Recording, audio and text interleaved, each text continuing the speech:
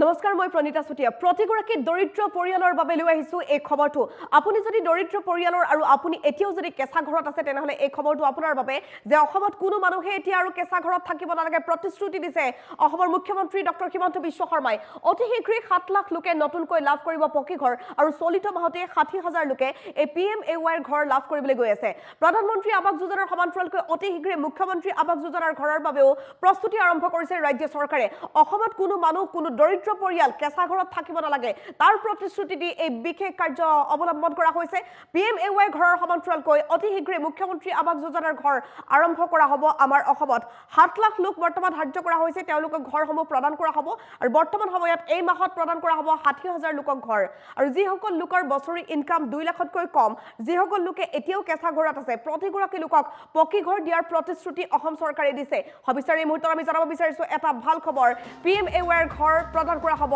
7 লাখ লোকক খেহতিয়াকৈ 7 লাখ লোকক ঘৰ দিয়াৰ বাবে লিষ্ট সাজু কৰা হৈছে লিষ্টত হয়তো আপোনাৰো নাম আছে যদিহে আপুনি আবেদন কৰিছিল প্ৰধানমন্ত্ৰী আৱাস যোজনাৰ লগতে মুখ্যমন্ত্ৰী আৱাস যোজনাৰ অধীনতো বিনামূলীয়া পকী ঘৰ লাভ কৰিব ৰাজ্যবাসীয়ে শীঘ্ৰে মুখ্যমন্ত্ৰী আৱাস যোজনাৰ অধীনতো নিৰ্মাণ কৰা হ'ব বিনামূলীয়া পকী ঘৰ আৰু তাৰ বাবে প্ৰস্তুতি সম্পূৰ্ণ কৰিছে ৰাজ্য চৰকাৰে কোনো মানুহে যাতে কেঁচা ঘৰত থাকিব নালাগে সেয়া সুনিশ্চিত কৰিব চৰকাৰে প্ৰতিগৰাকী দৰিদ্ৰ পৰিয়ালৰ ঘৰ পকী কৰি দিয়া হ'ব ডিসেম্বৰ মাহৰ ভিতৰতেই লাভ কৰিব বাকি থকা ঘৰসমূহ যিসকল দৰিদ্ৰ পৰিয়ালে পকী ঘৰৰ বাবে আবেদন কৰিছিল তেওঁলোকক ঘৰ দিয়া হ'ব ভাৰত চৰকাৰে নতুনকৈ 1,70,000 প্ৰধানমন্ত্ৰী আৱাস যোজনাৰ ঘৰ প্ৰদান কৰিছে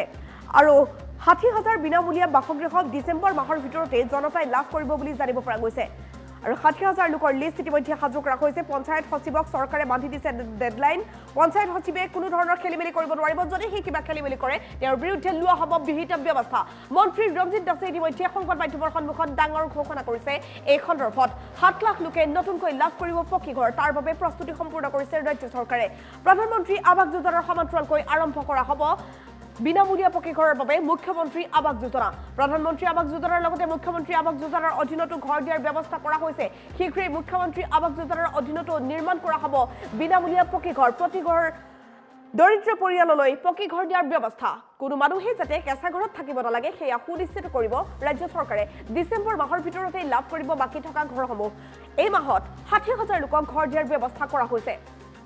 ভাৰত চৰকাৰে নতুনকৈ 1,70,000 প্ৰধানমন্ত্ৰী আৱাস যোজনাৰ ঘৰ প্ৰদান কৰিছে আৰু অতি শীঘ্ৰে 7 লাখ লোকে ঘৰ পাবলৈ গৈ আছে 60,000 বিনামূলীয়া বাসগৃহ ডিসেম্বৰ মাহৰ ভিতৰতে দিব জনতাৰ বাবে ৰাজ্য চৰকাৰে পঞ্চায়ত সচিবক চৰকাৰে ইতিমধ্যে ডেডলাইন বান্ধি দিছে ডিসেম্বৰ মাহৰ ভিতৰত ক্লিয়াৰ কৰিব লাগিব নহলে কিন্তু বিহিত ব্যৱস্থা লোৱা হ'ব পঞ্চায়ত সচিবৰ বিৰুদ্ধে মন্ত্ৰী ৰঞ্জিত দাসে ঘোষণা কৰিছে এই সন্দৰ্ভত তো সমগ্ৰ অসমৰ প্ৰতিখন জিলাতে আৰু প্ৰতি বছৰে এবাৰকৈ মই পৰ্যালোচনা কৰোঁ আৰু বিশেষকৈ মোৰ বিভাগৰ প্ৰধানমন্ত্ৰী আৱাস যোজনা হওক বা MGNREGA হওক বা 15 ফাইনেন্সে হওক বা ASLM হওক বা ফুড এণ্ড চিভিল ছাপ্লাই হওক আৰু সেইটোৰ আধাৰত মই আজি আমাৰ এই দুটা ডিপাৰ্টমেণ্টৰ বিভিন্ন আঁচনিসমূহ মই ইতিমধ্যে আজি পৰ্যালোচনা কৰিলোঁ আৰু যিহেতু প্ৰধানমন্ত্ৰী আৱাস যোজনাৰ ক্ষেত্ৰত আমাৰ উল্লেখযোগ্য আমি সফলতা লাভ কৰিছোঁ কাৰণ আমাৰ যি একেখিনি ষ্টাফৰ জৰিয়তে আমাৰ যি টোটেল সৰ্বমুঠ 20 লাখ ঘৰ যি আমাক আবণ্টন দিছিলে সেই 20 লাখ ঘৰৰ ভিতৰত আমি ইতিমধ্যে 19,41,000 ঘৰ ইতিমধ্যে আমি সম্পূৰ্ণ কৰিছোঁ বাকী 60,000 ঘৰ এতিয়াও নিৰ্মাণৰত অৱস্থাত আছে সেই 60,000 ঘৰৰ যাতে আমি অতি সোনকালে যাতে কৰিব পাৰোঁ তাৰ কাৰণে প্ৰতিখন জিলালৈ গৈ মই এইটো তেওঁলোক আহ্বান জনাই টাৰ্গেট দি আহিছোঁ আজিও মই টাৰ্গেট দিছোঁ যে ডিচেম্বৰ মাহৰ ভিতৰতে ইয়াৰ যিমানখিনি ঘৰ কৰিবলগীয়া আছে সেইখিনি ঘৰ ইয়াতে ঘৰ বেছি কৰিবলগীয়া নাই প্ৰায় 800 ঘৰ কৰিবলগীয়া আছে সমগ্ৰ অসমত 60,000ৰ ভিতৰত 800টো কম্পাৰেটিভলি পজিশ্যন ভাল এই 800 যাতে আমি ডিচেম্বৰ মাহত কৰিব পাৰোঁ তাৰ কাৰণে এওঁলোকক বিভিন্ন ধৰণৰ মই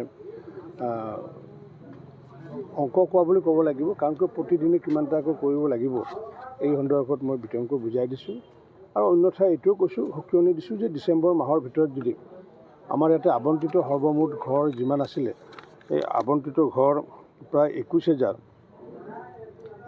আবণ্টিত ঘৰ যদি আমি ডিচেম্বৰৰ ভিতৰত যদি সম্পূৰ্ণ কৰিব নোৱাৰোঁ তেতিয়াহ'লে পঞ্চায়তৰ সচিবসকলক ইয়াৰ পৰা বদলীকৰণ কৰা হ'ব বুলি মোক জনাইছোঁ আৰু তেওঁলোকে মানি লৈছে তেওঁলোকে 2 মাহৰ ভিতৰত 1.5 মাহৰ ভিতৰত কৰি দিম বুলি কৈছে আৰু মই ভাবোঁ এই 800 ঘৰ 1.5 মাহৰ ভিতৰত কৰিব পাৰিব আৰু সমগ্ৰ অসমৰ লগতে মাজুলীৰ পাৰফৰ্মেঞ্চ প্ৰধানমন্ত্ৰী আৱাস যোজনাৰ ক্ষেত্ৰত সমগ্ৰ ভাৰতবৰ্ষৰ ভিতৰতে উল্লেখযোগ্য স্থানত আছে। কাৰণ ৩.৫ বছৰত আমি প্ৰায় ১৫ লাখ আমি ৪০,০০০ ঘৰ নিৰ্মাণ কৰাটো ভাৰতবৰ্ষৰ ভিতৰতে আমাৰ অসমে এটা উল্লেখযোগ্য বৰঙণি আগবঢ়াইছে। আৰু যাৰ কাৰণে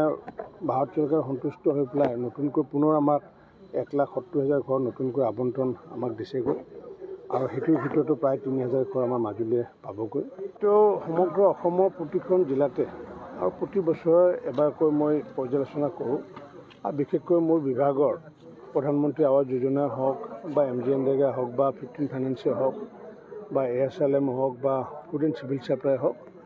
আৰু সেইটোৰ আধাৰত মই আজি আমাৰ এই দুটা ডিপাৰ্টমেণ্টৰে বিভিন্ন আঁচনিসমূহ মই ইতিমধ্যে আজি পৰ্যালোচনা কৰিলোঁ। যিহেতু প্ৰধানমন্ত্ৰী আৱাস যোজনাৰ ক্ষেত্ৰত আমাৰ উল্লেখযোগ্য আমি সফলতা লাভ কৰিছোঁ, কাৰণ আমাৰ যি একেখিনি ষ্টাফৰ জৰিয়তে আমাৰ যি টোটেল সৰ্বমুঠ ২০ লাখ ঘৰ যি আমাক আবণ্টন দিছিলে, সেই ২০ লাখ ঘৰৰ ভিতৰত আমি ইতিমধ্যে ১৯,৪১,০০০ ঘৰ ইতিমধ্যে আমি সম্পূৰ্ণ কৰিছোঁ। বাকী ৬০,০০০ ঘৰ এতিয়াও নিৰ্মাণৰত অৱস্থাত আছে। সেই ৬০,০০০ ঘৰৰ যাতে আমি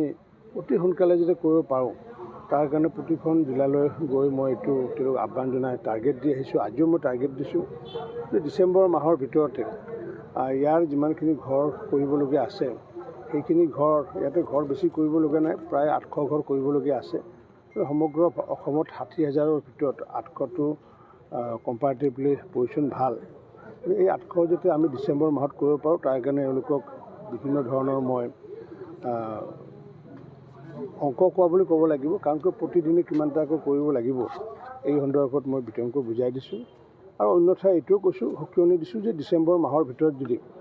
আমাৰ ইয়াতে আবণ্টিত সৰ্বমুঠ ঘৰ যিমান আছিলে, এই আবণ্টিত ঘৰ প্ৰায় ২১,০০০ আবণ্টিত ঘৰ যদি আমি ডিচেম্বৰৰ ভিতৰত যদি সম্পূৰ্ণ কৰিব নোৱাৰোঁ, তেতিয়াহ'লে পঞ্চায়তৰ সচিবসকলক ইয়াৰ পৰা বদলীকৰণ কৰা হ'ব বুলি মোক জনাইছোঁ। আৰু তেওঁলোকে মানি লৈছে, তেওঁলোকে ২ মাহৰ ভিতৰত ১.৫ মাহৰ ভিতৰত কৰি দিম বুলি কৈছে। আৰু মই ভাবোঁ এই ৮০০ ঘৰ ১.৫ মাহৰ ভিতৰত কৰিব পাৰিব। আৰু সমগ্ৰ অসমৰ লগতে মাজুলীৰ পাৰফৰ্মেঞ্চ প্ৰধানমন্ত্ৰী আৱাস যোজনাৰ ক্ষেত্ৰত সমগ্ৰ ভাৰতবৰ্ষৰ ভিতৰতে উল্লেখযোগ্য স্থানত আছে। কাৰণ ৩.৫ বছৰত